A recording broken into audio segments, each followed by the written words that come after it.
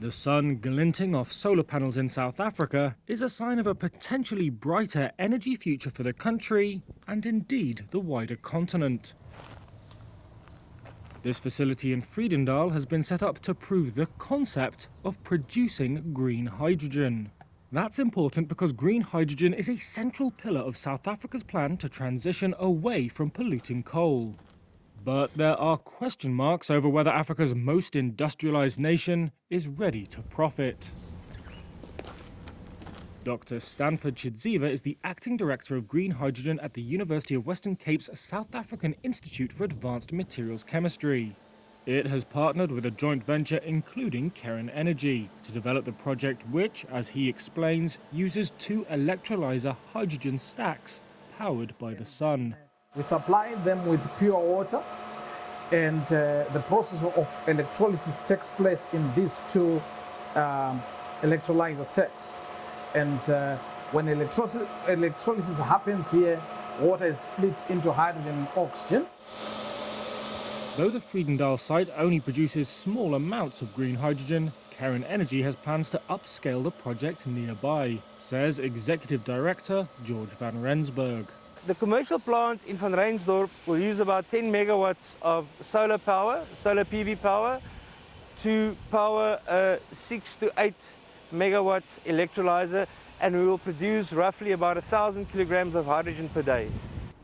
At COP27, delegates expressed high hopes for the nascent industry. However, speaking at the climate talks, Egypt's President Abdel Fattah al-Sisi warned that developing countries remain less able to benefit from the opportunities offered by the rapid green hydrogen transition. This is due to developing countries' weak technological capacity in this new field, the lack of necessary infrastructure to transport, store, and create the required supply chains for safe trade. South Africa is not immune to such challenges. A plan presented at the summit says the country could produce over 5 million tons of green hydrogen by 2040. But the government also estimates that, to realize its vision, it will need up to 100 gigawatts of additional solar and wind power capacity at a cost of close to $133 billion. According to Boston Consultancy Group, South Africa will need to set up 6 to 7 gigawatts of renewable capacity per year for the next 2 decades. That compares with the 6 gigawatts it has managed in total since 2011. One barrier, says Chris Yelland, Managing Director and Energy Analyst at EE Business Intelligence, is the public procurement process. The procurement processes are like a dinosaur in a modern world. He said the system is mired in bureaucracy and legal challenge. But do not think that renewable energy is not happening in South Africa in a big way. But it's not happening through the public procurement process. So if we're to look at the domestic, commercial, the light industrial, the heavy industrial, the mining, agricultural sectors, the customers of electricity are taking control of their own future.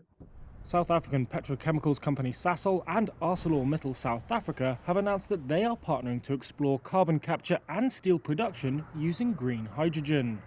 Sasol is the world's biggest producer of fuel products and chemicals from coal. ArcelorMittal South Africa is the continent's biggest steel producer. Green hydrogen is one of 3 prongs in South Africa's transition plan.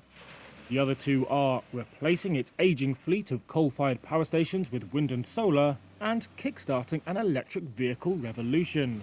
Retiring coal, though, and its impact on jobs is a thorny issue. With President Cyril Ramaphosa under pressure in various ways, Yelland says, the political situation in the country is on a knife edge. But if the barriers can be overcome, then South Africa could be heading, in terms of renewable energy at least, for greener pastures.